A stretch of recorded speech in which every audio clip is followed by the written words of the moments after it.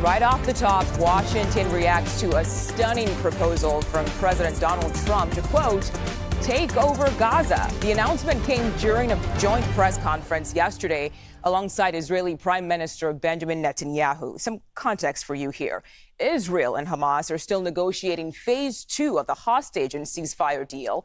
Take a listen to just some of those remarks from Trump. The U.S. will take over the Gaza Strip, and we will do a job with it, too.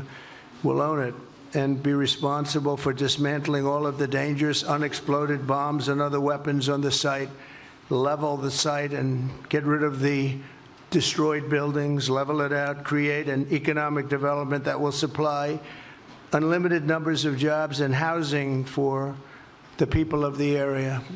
Do a real job, do something different. Just can't go back. If you go back, it's going to end up the same way it has for 100 years. We have an opportunity to do something that could be phenomenal.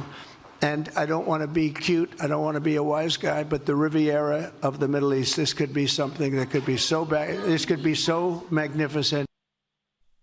CBS News senior White House correspondent Weijia Jiang joins us now for more. Much of that conference sent shockwaves through Washington, Weijia. So help us dig through the headlines. What is the main message here?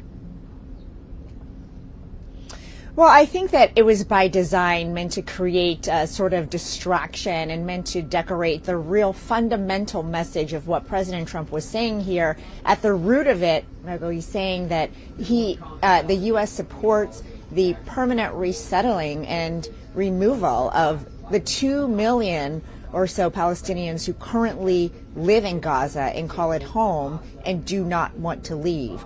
President Trump has said a version of this before, and that was already raising alarms in the region because so many countries in that region support a two-state solution, which includes recognizing a Palestinian state. And so the fact that the president not only repeated this next to Netanyahu, but he elaborated on what that might look like is really what matters here. Now, of course, even if this so-called development does not happen, the weight of the president's words matters.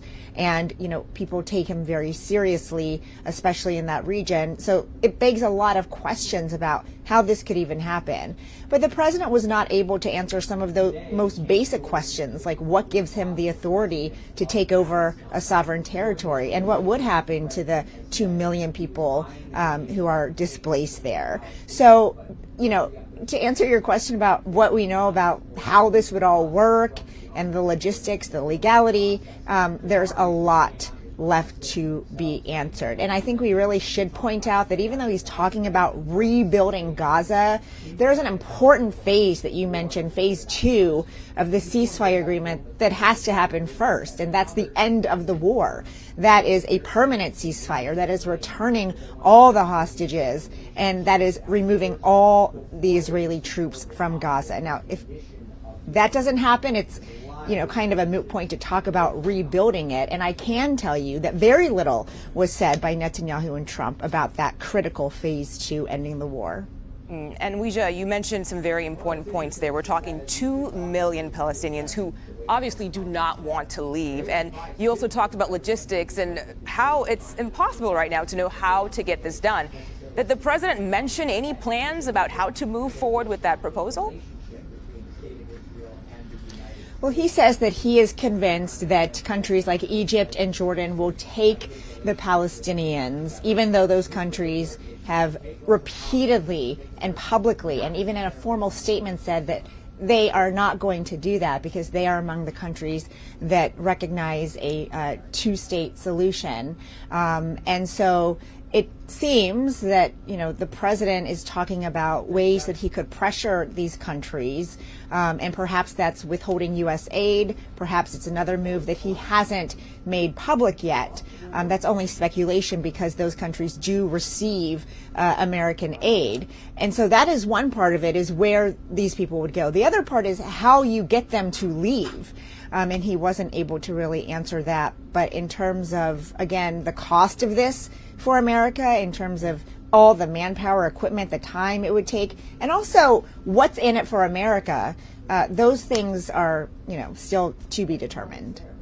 To be determined. All right, we'll keep an eye on that one. Weijia, I want to switch gears here. California Governor Gavin Newsom will visit the White House today in an effort to secure federal assistance for the Los Angeles wildfires. The president, as we know, repeatedly slammed the recovery process leading up to his tour of the damages, and that was just over a week ago. Do we expect Newsom's requests to be honored at all? Well, the president has repeatedly said that he was going to withhold federal aid from California unless some conditions were met, namely that there was voter ID required for all voters in the state of California, and that California changed the way that it distributes its water and, reworks its entire water system.